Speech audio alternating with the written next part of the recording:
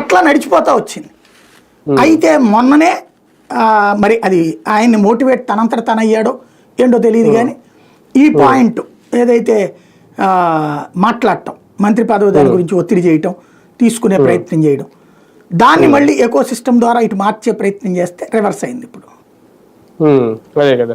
కానీ ఎప్పటికప్పుడు జనసేనకి జనసేనకి టెస్ట్ పెడుతున్నారా, పరీక్షలు చేస్తున్నారా? ఏం లేదండి, బేసిక్ గా గ్రౌండ్ లెవెల్లో సహజంగా ఒక స్పర్ధ ఉంటది.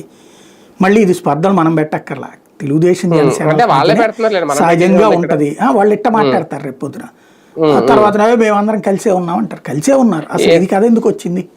ఏంటి ఫ్రంట్ పేజీలోనే వార్తలు రాస్తుంటే ఇంకేముంది, ఇంకా మించి ఏం కావాలి? మళ్ళీ ఎదురోళ్ళు చెడగొట్టబోతున్నారు, వాళ్ళందరూ దుర్మార్గులు, ఇట్లాంటివి మాట్లాడతారు.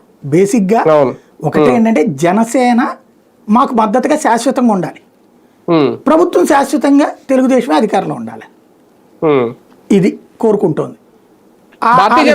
సమస్య భారతీయ జనతా పార్టీకి నిజంగా 2 సీట్లు వచ్చే అవకాశం ఏమన్నా ఉందా?